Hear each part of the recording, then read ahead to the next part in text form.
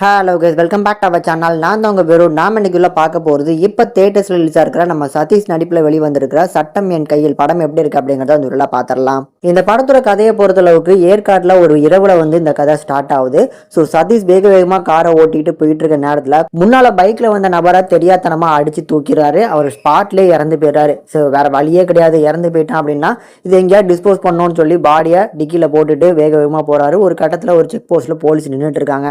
இப்போ அந்த செக் போஸ்ட்ல நம்ம சதீஷ் அங்கே மாட்டினாரா இல்லையா, அண்ட் கூடுதலாக இன்னொரு சைடில் வந்து ஒரு பெண்ணோட சடலம் வந்து போலீஸுக்கு கிடைக்குது.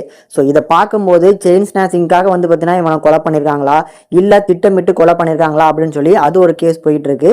இந்த ரெண்டு கதைக்கும் கனெக்ஷன் என்ன, இந்த ரெண்டு கதைக்கும் நம்ம சதீஷ் எப்படி கனெக்ட் ஆகுறாரு, கூடுதலாக இந்த படத்தோட ஃபர்ஸ்ட் 6 minutes அப்படின்னு சொல்லி ஒரு போலீஸ் ஆஃபீஸரை ஒரு கிளிப்மேன் மூலமா காமிச்சிருப்பாங்க. அந்த ஈகோ போலீஸ் ஆஃபீஸர் கிட்ட நம்ம ஹீரோ மாட்டினதுக்கு அப்புறம் ஹீரோ அவர்கிட்ட இருந்து எப்படி தப்பிச்சாரு அப்படிங்கிறது அந்த படத்தோட மீதி கதை.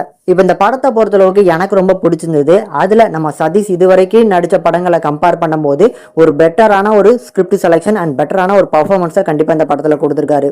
தென் படத்துல அந்த ஈகோ போலீஸ் ஆஃபீஸரா வர்றவர் சூப்பரான ஒரு பர்ஃபார்மன்ஸை கலக்குன்னு கலக்கிட்டாரு. அவரோட பர்ஃபார்மன்ஸ் தான் சதீஷோட ரோலை இந்த அளவுக்கு ஹோல்ட் பண்ணி நிப்பாட்டி இருக்கு அப்படின்னு சொல்லலாம். இந்த படத்தோட ஸ்கிரீன் பிளேவை பொறுத்தளவுக்கு இந்த படத்தோட டைரக்டர் ப்ராப்பரா வந்து பார்த்தீங்கன்னா ஹேண்டில் பண்ணியிருக்காரு. ஏன் அப்படின்னா இந்த படத்தோட கதையை நான் சொல்லும் போதே ஒரு சில விஷயங்களை உங்களால ப்ரிடிக்ட் பண்ற மாதிரி இருந்தாலும் அதை சில ட்விஸ்ட் அண்ட் டர்ன்ஸோட வந்து பார்த்தீங்கன்னா ஆடியன்ஸுக்கு கொடுத்ததுனால கண்டிப்பா அது பார்க்கறதுக்கு இன்ட்ரெஸ்டிங்கா இருக்கு.